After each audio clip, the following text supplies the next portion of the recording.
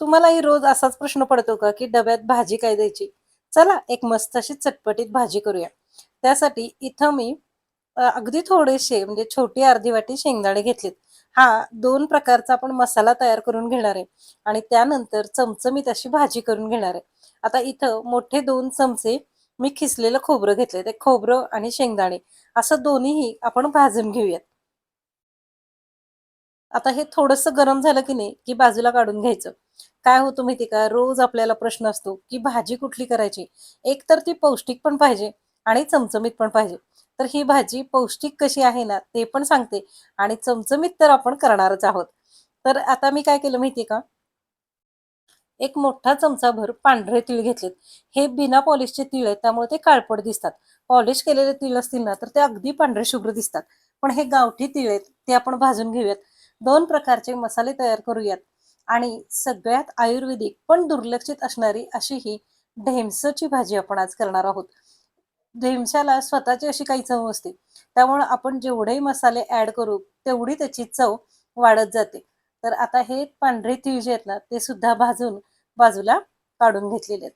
आता त्याच तापलेल्या कढईमध्ये अगदी 1 चमचाभर तेल घालून घ्यायचं आणि या तापलेल्या तेलामध्ये एक मध्यम आकाराचा उभा चिरलेला कांदा. कांदा छान लालसर होईतोपर्यंत आपण आता परतून घेऊयात. नमस्कार, डायम्स किचनमध्ये मी दमयंती तुमच्या सगळ्यांचं मनापासून स्वागत करते. तुम्हाला जर का सुंदर दिसायचं असेल, रोगप्रतिकारक शक्ती वाढवायची असेल, पचन क्षमता वाढवायची असेल ना, तर ही भाजी तुम्ही महिन्यातून एकदा तरी खाल्लीच पाहिजे. अशी ही ढेमस्याची पौष्टिक भाजी. तर आता कांदा परतत आल्यानंतर त्याच्यामध्ये मध्यम आकाराचा एक उभा चिरलेला टोमॅटो, तो सुद्धा आपण परतून घेणार आहे. एक होममेड ग्रेव्हीच आपण तयार करतोय. मसाला तयार करतोय. आता या 10 ते 12 लसूण पाकळ्या सगळं तेलामध्ये आपल्याला छान असं परतून घ्यायचंय. म्हणजे याची चव जी आहे ना, खूप छान होते. आणि एकदा तुम्ही माझ्या पद्धतीने भाजी करून बघा आणि मला नक्की कमेंट करून सांगा, की ही पद्धत तुम्हाला कशी वाटली. खरंचच अगदी चविष्ट भाजी होते बरं का. आता आल्याचे 2 ते 3 छोटे-छोटे तुकडे कट करून टाकलेले आहेत. आणि महत्त्वाचं म्हणजे हे सगळे मसाले जे आहेत किंवा जे साहित्य आहे ना, ते आपल्याकडं घरीच उपलब्ध असतं. उपलब्ध हाताखालच्या साहित्यामध्येच अगदी चमचमीत आणि झणझणीत बरं का, भाजी आपण आता तयार करतोय. आणि हो, याच्यामध्ये आता 1 चमचाभर कसुरी मेथी घालून घेऊयात. हे जे ढेमसे आहेत ना, त्याच्यामध्ये पोटॅशियम मुबलक प्रमाणात असतं, जे आपल्या हृदयासाठी खूप फायदेशीर आहे. आणि दुसरी गोष्ट म्हणजे तुम्हाला जर का श्वसनाचे त्रास असतील, कफ असेल ना, तर ही भाजी म्हणजे तुमच्यासाठी खरंच औषध आहे. बघा, एवढी पौष्टिक आणि चमचमीत भाजी आज आपण करतोय. तर आता इथं मी 1 चमचाभर धनेपूड, आता मसाले जे आहेत ना, ते आपण यातच घालून घेणार आहोत. तर धनेपूड आणि 1 चमचाभर जिरेपूड, असं हे सगळं साहित्य पुन्हा एकदा हलवून घ्यायचं. आता आपण गॅस बंद करूयात आणि हे थोडंसं कोमट होऊन देऊयात. इकडे एक मिक्सरचं भांडं घ्यायचं आणि त्यामध्ये पहिल्यांदा कोरडे भाजलेले जे जिन्नस आहेत ना, ते बारीक करून घ्यायचे.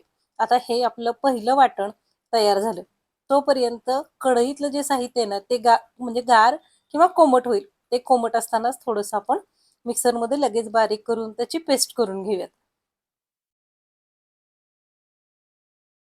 हे बघा, आता हे जे ढेमसं आहेत ना, ती स्वच्छ धुवून घ्यायची. त्यानंतर मधोमध चीर द्यायची. तुम्हाला हवं ना, तर तुम्ही बारीक सुद्धा तुकडे करू शकता. पण मला हे भरल्या वांग्यासारखं करायचं होतं, म्हणून मग मी असं ते चिरून घेतलेत. 2 भाग केले. आतलं बी काढून घेतलं. काही जण काय करतात, हे जे बी आहे ना, तेच मसाल्यामध्ये वापरतात. तर मी इथं वापरलेलं नाहीये. तुम्हाला वापरायचं असेल, तर तुम्ही वापरू शकता. आता ही जी आपली तयार ग्रेव्ही आहे ना, ती आपण एक-एक करून या सगळ्या ढेमस्यामध्ये अगदी सगळीकडे लागेल अशी भरून घेऊयात आणि फक्त 2 ते 3 मिनिटं बाजूला ठेवून देऊयात. म्हणजे हा जो मसाला आहे ना, तो छान असा याच्यामध्ये मुरेल आणि याची चव जी आहे ना, ती खूप छान होईल. आणि हो, ढेमस्यामध्ये पाण्याचं प्रमाण सुद्धा जास्ती असतं बरं का आणि फायबरचं सुद्धा प्रमाण जास्ती असतं. त्यामुळं आपल्याला अगदी आरोग्यदायी असेच हे ढेमसे आहेत. उन्हाळ्याच्या दिवसात तर अगदी नक्की खावेत. जर तुम्हाला मिळाले ना, तर एकदा तरी ही अशी भाजी नक्की करून बघा बरं का. तर आता सगळा मसाला भरून सगळे ढेमसं तयार आहेत. आता हे जे आहेत ना, आपण ठेवूयात आणि इकडं कढई तापत ठेवूयात. आता तापलेल्या कढईमध्ये थोडंसं तेल घालायचं आणि या तेलामध्ये फोडणी करून घेऊयात. फोडणीमध्ये फार मी जास्त काही वापरलं नाहीये. मोहरी घालून घेतली आणि मोहरी तडतडली ना, की हे जे आपण सुक्का मसाला तयार केला होता ना, तो घालून घ्यायचा. हां, आता हा छान आपण मस्त असा परतून घेऊयात आणि त्याच्यावरती लगेच भिजलेली हरभरा डाळ घालून घेऊयात. अगदी कोमट पाण्यात अर्धा तास फक्त मी ही भिजवून घेतली. भाजीबरोबर पण छान मिळून येते, शिजते. म्हणून मग ही डाळ आहे ना, आपण वापरायची आणि फार पण नाही, कोमट पाण्यात फक्त अर्धा तास भिजवली ना, तरी पटकन भिजते. आता ही डाळ जी आहे ना, ती आपण या सगळ्या मसाल्यामध्ये छान अशी परतून घेऊयात. आता याच्यामध्ये चवीनुसार लाल तिखट घालून घ्यायचं. हो, महत्त्वाचं म्हणजे इथं गॅस अगदी बारीक आहे. तुम्ही जर गॅस मोठा केलात ना, तर हे घातलेले मसाले करपण्याची शक्यता आहे. म्हणून मग मसाले घालताना गॅस बारीक ठेवायचा. लाल तिखट, कांदा लसूण मसाला आणि थोडीशी हळद हे सगळं घालून सगळं हे छान परतून घ्यायचं. आता हे परतायला सुद्धा अर्धा मिनिट लागतं बरं का. म्हणजे मग डाळीला वाफ छान येते. आता आपली फोडणी तयार आहे. आता हे जे ढेमसं आहेत ना, मसाला लावलेले, ते आपण कढईमध्ये सोडून घेऊयात. आता हे शिजवायची एक पद्धत सांगते बरं का. तर मसाल्याचे ढेमसं आपण घातले की नाही, की एक थोडंसं झाकण ठेवून वाफ काढून घ्यायची आणि ही वाफ निघाली की नाही, की नंतर अजून एक ट्रिक आहे भाजी शिजवण्यासाठी, ती सांगते. एक वाफ काढून झाली की नाही, की त्याच भाजीमध्ये आता आपण थोडंसं पाणी घालून घेणार आहे. तुम्हाला अगदी जर का पातळ हवी असेल ना, तरी तुम्ही करू शकता किंवा मध्यम सरसरीत हवी असेल ना, तरी सुद्धा करू शकता. तर आता हे परतून घेतलेल्या ढेमस्यामध्ये अगदी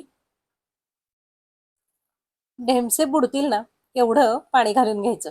हे बघा, आता भाजीचा रंग तुम्हीच बघा बरं आणि मला सांगा, एवढी चविष्ट भाजी कोणाला आवडणार नाही? होईल की नाही एकदम छान आणि पौष्टिक सुद्धा. आणि रोज त्याच त्या भाज्या आणि उसळी खाऊन कंटाळा येतो. तेव्हा बदल म्हणून ही भाजी करायला काहीच हरकत नाही. बघा, आपल्या मसाल्यांचा रंग जो आहे ना, तो अगदी व्यवस्थित मस्त असा टिकून आहे आणि या ढेमस्याला मसाला मुरला ना, की त्याची पण चव एकदम छान येते बरं का. आता याच्यामध्ये चवीनुसार मीठ घालून घेऊयात आणि शिजत ठेवूयात. आता काय करायचं तर एखादं खोलगट ताट घ्यायचं आणि ते असं कढईवरती झाकायचं. पॅक बंद झाका आणि त्याच्यावरती पाणी घाला आणि हे पाणी जे आहे ना, याला वाफ आली पाहिजे तोपर्यंत ठेवून द्यायचं. पाण्याला वाफ आली की नाही, ती समजायचं आतली ढेमसं आपली शिजलेली आहेत. आता तेच पाणी परत कढईमध्ये घालायचं. बघा, एवढी सुंदर भाजी तुम्ही चपातीसोबत किंवा भाकरीसोबत अगदी खाऊ शकता आणि अशी ही चमचमीत भाजी कोणालाच आवडली नाही असं होणार नाही. फक्त ही ढेमसं शिजायला थोडासा वेळ लागतो. म्हणजे 5 ते 6 मिनिटं लागतात. म्हणून मग वरून कोथिंबीर घालून घ्यायची आणि पुन्हा एकदा झाकण ठेवून छान शिजवून घ्यायची. आपल्या पळीनी ढेमसं मोडली गेली की नाही, की ती शिजली असं समजायचं. हे बघा, असं बघायचं आणि सांगितलेली ट्रिक वापरा. म्हणजे मग मस्त अशी तुमची चमचमीत भाजी तयार होईल. व्हिडिओ पूर्ण बघितल्याबद्दल मनापासून आभार.